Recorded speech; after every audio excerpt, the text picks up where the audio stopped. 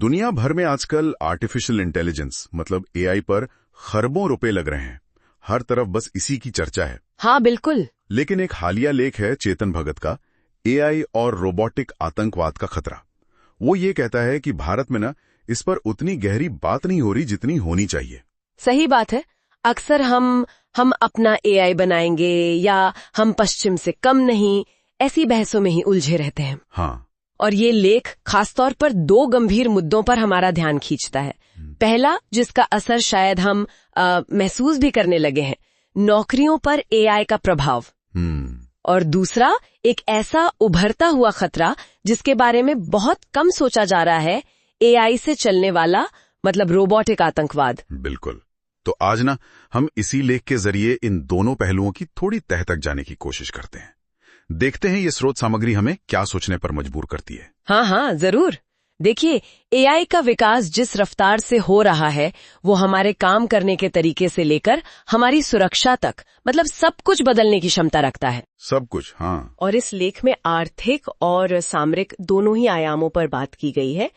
और ये समझना बहुत जरूरी है कि ये बदलाव दरवाजे पर दस्तक दे रहे हैं। शुरुआत करते हैं नौकरियों वाले मुद्दे से। हाँ। लेख में एक बात कही है काफी चौंकाने वाली कि सॉफ्टवेयर इंडस्ट्री, जिसे भारत की बड़ी ताकत माना जाता है, हाँ बिल्कुल, वो उस पर संकट मंडरा रहा है क्योंकि एआई अब इंसानों से बेहतर, तेज और शायद सस्ती कोडिंग करने लगा है। और ये सिर्फ कोडिंग तक ही सीमित नहीं है।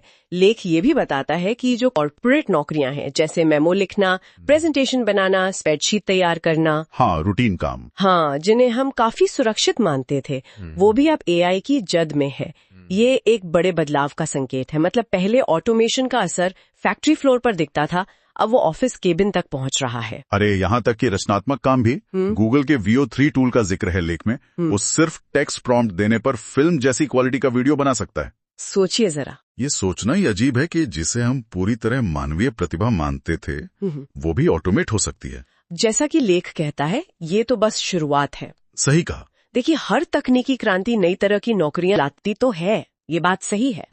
लेकिन इस बार सवाल ये है कि क्या नई नौकरियां उतनी तेजी से पैदा होंगी जितनी तेजी से पुरानी खत्म हो रही हैं, और वो किस तरह की होंगी ये अभी बता नहीं है। हाँ, ये एक बड़ा सवाल है। इसीलिए लेख इस बात पे जोर देता है कि हमें एआई विकास में सिर्फ दर्शक बनकर नहीं रहना है, बल्कि सक्रिय रूप से निवेश करना होगा और इसे अपनाना होगा। नौकरियों पर असर तो एक पहलू हुआ, लेकिन ये लेख एक और कई ज्यादा चिंताजनक संभावना की ओर इशारा करता है, रोबोटिक आतंकवाद। हाँ, एक ऐसी तस्वीर खींची गई है जो किसी साइंस फिक्शन फिल्म की लगती है। मैं हाँ। सीमा पार से एक ड्रोन आता है, एक छोटा प्री प्रोग्राम्ड रोबोट छोड़ता है और वो रोबोट किसी भीड़भाड़ वाले बाजार में जाकर खुद को उड़ा लेता है।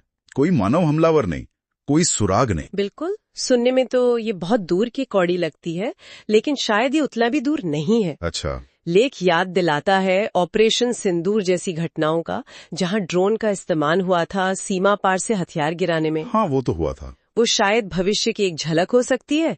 और सोचिए, टेस्ला जैसी कंपनियां दावा कर रही हैं कि 5 साल में आम लोगों के लिए ह्यूमनॉइड रोबोट बाजार में आ जाएंगे। 5 साल में? हाँ, और हमें पता है कि सेनाओं को ऐसी तकनीक अक्सर आम लोगों से बहुत पहले मिल जाती है। ये वाकई चिंताजनक है।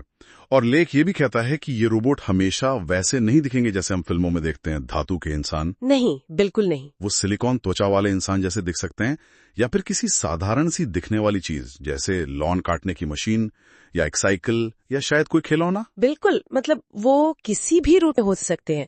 सोचिए, 10 साल पहले किसने सोचा था कि जम्मू जैसे शहर में ड्रोन से हमले हो सकते हैं। सही बात है। तकनीक हमारी कल्पना से ज्यादा तेजी से बदल रही है। ये खतरा ये हमारी सोच से ज्यादा करीब हो सकता है और इसके लिए तैयार रहने की जरूरत है। तो फिर सवाल उठता है कि इस उभरते खतरे से निपटा कैसे जाए।